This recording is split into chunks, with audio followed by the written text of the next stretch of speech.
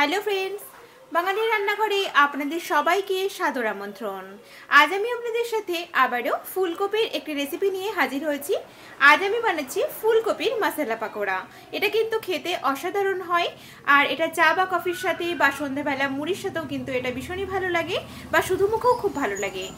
আর এটা আপনারা অবশ্যই কিন্তু গরম গরম পরিবেশন করবেন, আশা করি সবারই খুব ভালো লাগবে। তাহলে চলুন আর দেরি না করে আজকের রেসিপিটা আমরা বানিয়ে ফেলি। ফুলকপির মশলা পাকোড়া বানানোর জন্য প্রথমেই আমাদের ফুলকপি লাগছে।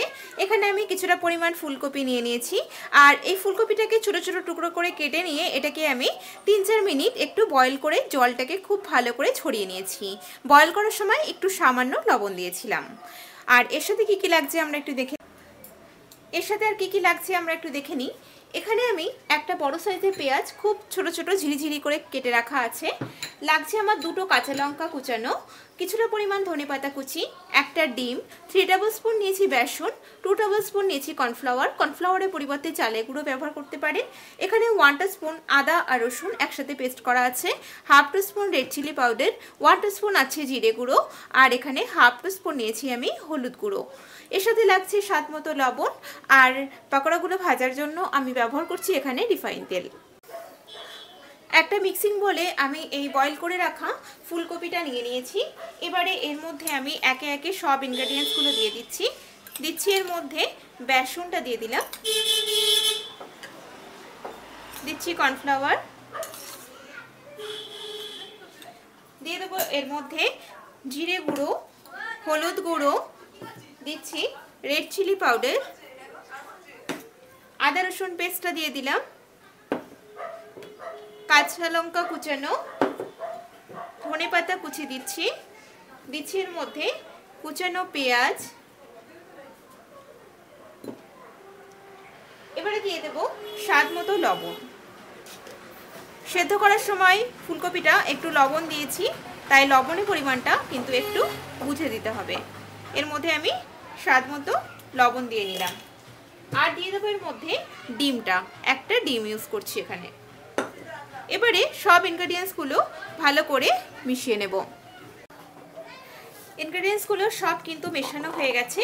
এর মধ্যে কোনো এক্সট্রা জল আমি অ্যাড করে নিই। আপনারা এগুলো মেশানোর সময় যদি মনে হয় যে একটু সামান্য পরিমাণ জল লাগবে, তাহলে খুব সামান্য পরিমাণ একটু জল এর মধ্যে ইউজ করতে পারেন। এখন এটাকে আমি ফ্রাই করে নেব।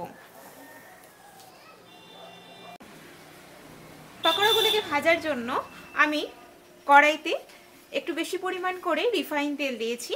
তেলটা কিন্তু বেশ ভালো করে গরম করে নিতে হবে। তেল গরমও হয়ে গেছে। এখন আমি আঁচটাকে একটু স্লোতে রেখে পাকোড়াগুলো ভাজার জন্য দিয়ে দিচ্ছি।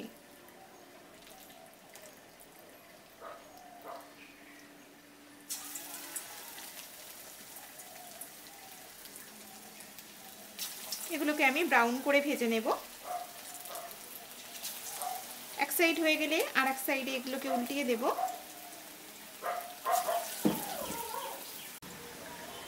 এগুলোর এক সাইড ব্রাউন কালার চলে এসেছে, এগুলোকে আমি উল্টিয়ে দিচ্ছি।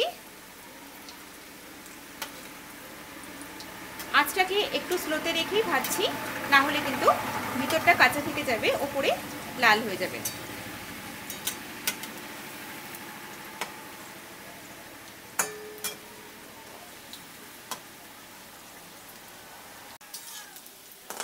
এগুলো প্রায় ভাজা হয়ে এসেছে।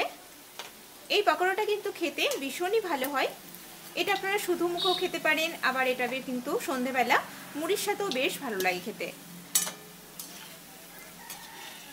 এখন এগুলোকে আমি তুলে নেব। তেলটাকে ভালো করে ঝরিয়ে নিয়ে তুলে নিচ্ছি। তৈরি হয়ে গেল আমাদের ফুলকপির মশলা পাকোড়া। আমার ভিডিওটা যদি আপনাদের ভালো লেগে থাকে, প্লিজ আমার ভিডিওটাকে লাইক, শেয়ার, কমেন্ট করবেন। আর নিত্য নতুন রেসিপির আপডেট পাওয়ার জন্য আমার চ্যানেলটিকে সাবস্ক্রাইব করবেন।